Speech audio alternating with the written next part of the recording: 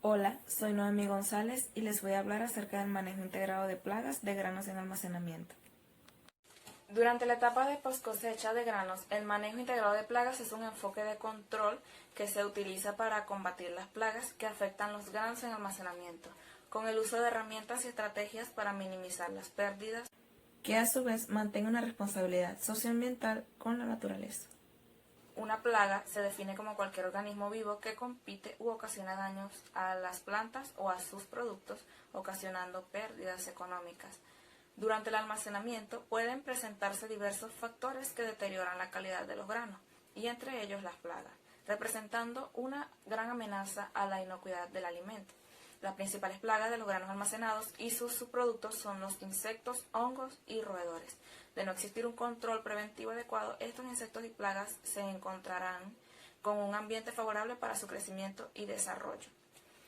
La velocidad a la que un insecto infesta y causa daños a la masa de granos está determinada por la temperatura, humedad del ambiente y humedad del grano, siendo este entre 12 a 18% de humedad un rango favorable. Los principales efectos tras la alimentación de los insectos están pérdida de la capacidad germinativa, pérdida de peso, pérdida de valor nutritivo, mal olor y un aumento en el contenido de ácidos grasos en el que se causa la rancidez.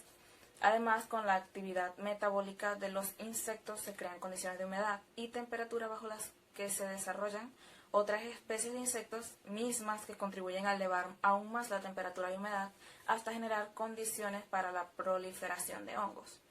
Por lo tanto, la clave para proteger los granos del ataque de estas plagas es la prevención.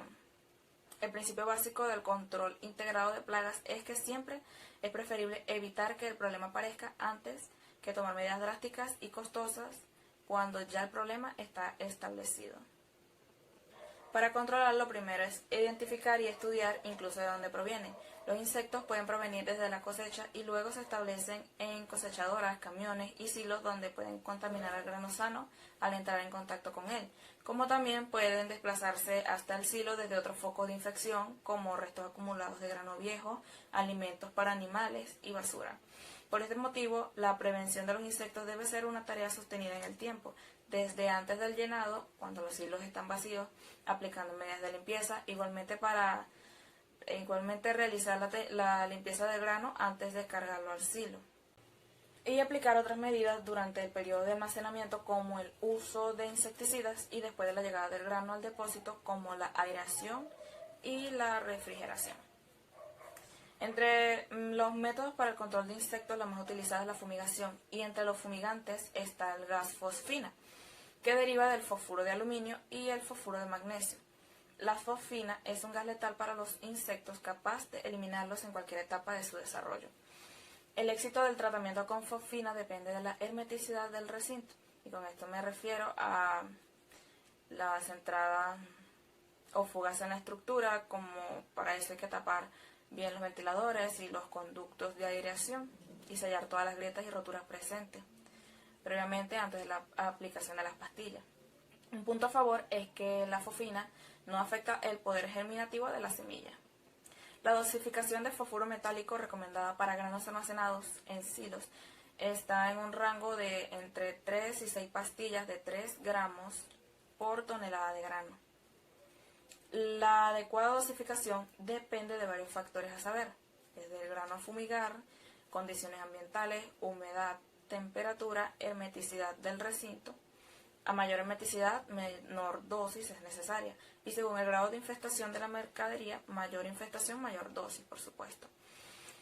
Otra alternativa para el control de insectos es el uso de atmósferas modificadas dentro de las estructuras del almacenamiento, el cual se basa en la alteración de las proporciones normales de los gases atmosféricos, del oxígeno, dióxido de carbono y nitrógeno, para dar un efecto de gas insecticida. Existen dos sistemas, deficientes en oxígeno y atmósferas con elevado dióxido de carbono, siendo esta la más efectiva entre ambas. La ventaja principal de las atmósferas modificadas es su bajo impacto ambiental y la seguridad durante la aplicación, debido a que se controlan los insectos sin recurrir a insecticidas químicos. Su mayor desventaja es que resulta más compleja y costosa que la aplicación de fosfina. Por otra parte, cuando hablamos de los roedores, se sabe que estos han desarrollado comportamientos y hábitos que les permiten adaptarse a prácticamente todos los ambientes, siempre y cuando tengan un lugar para anidar, alimento y algo de agua. Existen aproximadamente 400 géneros y 2.000 especies de estos animales, de los cuales solo 3 especies son de relevancia para las actividades de cosecha de granos. Entre ellas la rata noruega, la rata negra y el ratón doméstico. Las principales consecuencias de la presencia de estos animales es que ponen en riesgo la inocuidad del grano.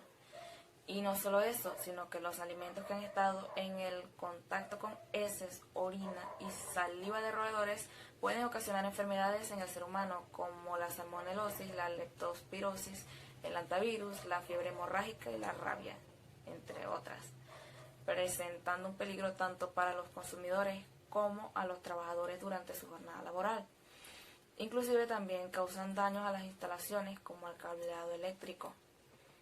Por otra parte, la presencia de roedores debe ser controlada incluso en niveles poblacionales aparentemente inofensivos. Y para realizar un programa efectivo en el control de roedores, se deben conocer los hábitos de las especies presentes, ya que esto influirá en la estrategia de control a adoptar, en planificar de forma anticipada con un enfoque proactivo, es decir, basado en la participación y el compromiso del personal, y también en conocer las herramientas disponibles para la prevención y el control directo. El diseño y ejecución de la estrategia se compone de 6 etapas: análisis, diagnóstico, programación, ejecución, monitoreo y análisis de resultados. De este modo, la dinámica de estas etapas dependerá de la fase que esté atravesando, ya sea fase de ataque, en la que el objetivo es reducir drásticamente la población de roedores presentes, o la fase de prevención, cuyo objetivo es evitar las reinfestaciones. Las herramientas empleadas en la fase de prevención se basan en hacer limpieza, orden y mantenimiento en toda la instalación. Por otro lado, para una fase de control directo de los roedores se utilizan productos químicos rodenticidas. Existen algunos de los cuales basta con una sola ingesta para causar la muerte del roedor.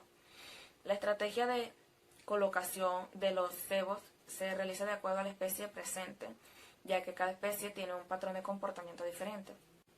La distancia adecuada entre estaciones de cebado depende del nivel de infestación y de la probabilidad de que los roedores puedan ingresar por los diferentes flancos. Nunca se debe colocar el cebo descubierto directamente sobre la superficie. Asimismo, estas estaciones de cebado deben estar bien mantenidas y colocadas de manera firme sobre el piso, contra la pared o alambrado perimetral.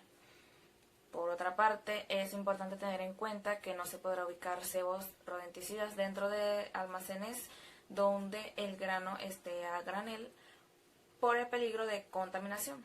Únicamente se podrá colocar en galpones donde el grano se guarda embolsado o en sacos.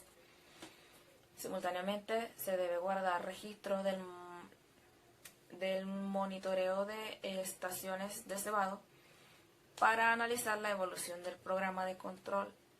Además, se recomienda complementar el monitoreo de los cebos con la búsqueda de otros signos de actividad de roedores, ya que la utilización del rodenticida, a pesar de su probada eficacia, no implica garantía de control. Esto se debe a que pueden ocurrir falsos negativos, por ejemplo, cuando hay roedores presentes que no consumen los cebos debido a la abundancia de alimento disponible. En otros casos, el cebo es consumido por hormigas, babosas u otros insectos que confunden la interpretación de la situación. Así se debe buscar la presencia de madrigueras activas, excrementos, etc. Finalmente, retirar los roedores muertos también es parte del control. Un roedor en proceso de descomposición es un atractivo para aves y otros predadores, así como moscas que pueden aumentar el nivel de contaminación del ambiente. Por lo tanto, los roedores fallecidos deben recolectarse diariamente usando guantes, colocarlos en doble bolsa y enterrarlos adecuadamente, o pueden ser incinerados, pero nunca dejar los cadáveres en el terreno. A modo de conclusión, para controlar los insectos, plagas y roedores, se tiene la necesidad de implementar un sistema de control integrado de plagas eficiente. Para ello se debe monitorear e identificar la plaga para luego controlarla, evaluando las alternativas más adecuadas, utilizando diferentes estrategias y prácticas de control para limitar el daño causado por estos de la forma más económica posible, al mismo tiempo que se preserva la inocuidad del grano y se minimiza el impacto ambiental. Esto ha sido todo, muchas gracias por su atención.